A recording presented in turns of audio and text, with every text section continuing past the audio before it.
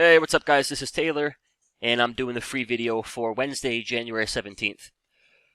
So we got the S&Ps here, and we've got ourselves a brand new daily squeeze, which I, of course, am a big fan of. Now, I'll show you the S&Ps here on the scoring system. And remember from last video, the best score for the Bulls is a positive 10, and the best score for the Bearskis is a negative 10. So we'll work from the top down here. The monthly chart is perfect. Perfect 10 out of 10. The weekly chart is perfect. The daily chart is 2 points away from perfect. And the 4-hour chart is positive. Now here's the kicker. You can have the best monthly chart, the best weekly. You could have the best looking daily squeeze the market has ever seen. If the lower time frames aren't aligned, the Bulls can't do too much with that good looking daily squeeze. So on your 1 hour, your 30 minute, and your 15 minute, we are starting to get some negative scores. The hourly is -2, the 30 minute is -8, and the 15 minute is a -1. Now, in the context of a perfect monthly and a perfect weekly, the 1 hour, 30, 15 minute going negative, it's not the biggest deal, but it can turn into a bigger problem. The negative scores on the 1 hour could work their way up to the 4 hour. The problems on the 4 hour could work their way up to a daily chart, etc., etc. So if you look at the S&Ps here, we've got the squeeze. Brand new daily squeeze. We are right on top of that 21 EMA. So you've got the price at the launching pad. And again, things grade out really well. 8 out of 10 points is very bullish. The problem? You take that daily squeeze, you run it through the X-ray machine. The hourly chart is not aligned for a push higher. If you look up here in the top right-hand corner, these are the multi-time frame labels for the buy and the sell signals. The daily chart is neutral. The 4-hour chart is neutral. The 2 hour is neutral. The 1 hour and the 30 minute print the sell signal. Before and during a daily squeeze firing to the upside, that is never what your lower time frames are going to look like. That doesn't fit the template, the pretty color template. What it should look like is a little bit like NVIDIA. So in my mastery, we are currently long NVIDIA with a March expiration called debit spread, and we picked up a little bit back here. But point being, you had your squeeze, you had price right on top of that 21 EMA, and then boom. Big push, big pump, you get your breakout, and off you go. If we go down to the hourly chart, and again, it looks like this pretty much every single time. Before and during that big push off that 21 EMA, the daily 21 EMA, look at the signals on the 1 hour. We've got a buy signal, meaning inside of that daily squeeze, the 1 hour momentum, structure, trend, everything fully aligned for a push higher. That good looking hourly chart can pretty much serve as the firecracker and then light the fuse of that daily squeeze. If we drop down to the 30 minute, it's the same thing. Before and during that big push, the 5 minute, the 15 minute, 30 minute hourly, all of your lower time frames get perfectly aligned. So jumping back to the S&Ps here, we have a setup and we have a level. That's 2/3 of the equation. The setup, of course, is the brand new daily squeeze. The level, of course, is your 21 EMA. The third thing, the thing we're missing, is a trigger for a push higher. Before we're pumping back to 4,800, before we're taking out the highs, they've got to fix the 15 minute, they've got to fix the 30 minute, and they've got to fix the hourly. If we don't get the trigger, we're not going to have that trade. Problems on the 1 hour might work up to a 2 hour, they might work up to a 4 hour, and then next thing you know, we're pulling back a little bit more. So a good example of the importance of a trigger at a level would be Tesla.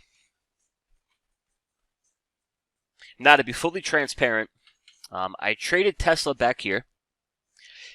Had a really nice trade into 250-ish, so I took those profits, and I parlayed those profits into a March expiration called debit spread.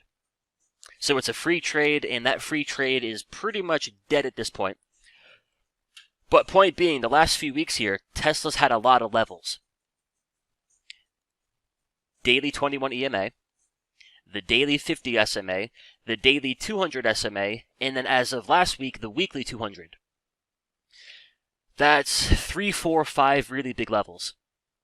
Now, if you read Chapter 5, page 10 of How to Trade, they'll tell you you buy a dip to a 21, you buy a dip to a 50, you buy a dip to a 200. None of that works if you don't have a trigger. So check this out. From 250 to the current price, did we ever get an hourly trigger? No. We haven't had an hourly buy signal since 260. At any point here have we had a 30-minute trigger. At the daily 21, at the daily 50, at the daily 200, we never had a trigger. We checked the 15-minute, same thing. So there's the importance of having a trigger. So my advice here, my good friends, is whatever you would deem to be a buy signal, you might have the big 3 indicator, you might use other indicators, whatever your buy signal is, try to find a good-looking daily squeeze, try to find price near that 21 EMA, avoid buying it until you get the trigger. You blindly buy it and jump in, you might be buying calls into a squeeze that wants to turn the corner and fire short. So practice patience, wait for your triggers, and a few names that I do like here. In my mastery, we're long Google. And Google's got some nice nested squeeze action. And I'm a fan of a good nested squeeze. So as of today, we got a brand new daily squeeze. And the scoreboard says she's perfect. 10 out of 10, it's an A+ setup. And then up yonder on the weekly chart, we have what I think is one of the better looking weekly squeezes in the market. Another perfect 10 out of 10, another A+ setup. The only tricky thing here is earnings. We got earnings on January 30th. If both the S&P and the QQQ can give you your lower time frame triggers, I think one good option here as far as the name to pick up is Google. And putting earnings aside, my target here on the big 3 is 156. If I can get 150, I'll be a happy camper. So I do like Google, and then back to NVIDIA here.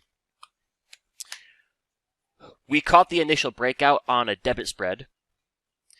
So we took profits last week, and then we rolled those profits into a March expiration 600, 610. So therefore, between now and March, I'm looking for about $600. NVIDIA is an interesting setup. Think of the action in the market from November up until late. S&P 500 broke out, the QQQ broke out, the semis broke out, Broadcom, AMD, pretty much everything broke out except NVIDIA, who's been a little bit more of a sleeping giant here in that big weekly squeeze. It enters that compression the last week of September, so throughout all of October, all of November, all of December, you're building up that sweet energy. Squeeze just fired last week. You took out the previous highs. Putting aside a pullback that takes price back into that range, back below 505, 500, I'm looking to buy the dip. I'm looking to add to my credit spread, or my debit spread rather, and we're playing for a path towards $600. So I like NVIDIA, I like Google, and then I'll show you Netflix. Kind of sticking with the theme of a trigger here. So Netflix has a nice daily squeeze. Big 3 scores 8 out of 10, not too shabby. And I've got it right where I want it. I can't work a better risk reward than buying it at that 21 EMA. So everything about that daily squeeze checks out. Where's my trigger? Where's the party starter? 15-minute is neutral. 30-minute is neutral, and the hourly has a sell signal. I've got a good squeeze. I've got a good entry. I don't have good multi-time frame alignment. Study the charts of all the best moves. Every time you've got that alignment. So I'll show you one more example here. And that way you can take a mental snapshot of exactly what I'm looking for. But look at Microsoft here. Had a daily squeeze, was setting up on top of that 21 EMA, and then one morning, 5-minute went bullish, 15-minute got a buy signal, 30-minute got a buy signal, the hourly went green, everything from the ground up, fully aligned for that squeeze to fire to the upside. And that, my friends, is a money-making combo. So S&P 500, we've got the squeeze, we've got the level. Big 3 score says the bulls are still in control. Only thing we're waiting on is a lower time frame trigger. So that's what I'm looking for. As always, I appreciate you watching. If you haven't already, go on ahead and hit the like and the subscribe button, and I'll talk to y'all in the next one. Adios. What's up, traders? This is Taylor from Simpler Trading. I wanted to thank you for watching our video, and if you liked the video, go on ahead and comment down below, hit that like button, and make sure you're subscribed and hit that bell icon to get a notification anytime we upload our next video. And of course, if you want to watch us trade live in real time with our own money, check us out at simplertrading.com. Until then, trade safe, and I'll catch you in the next video.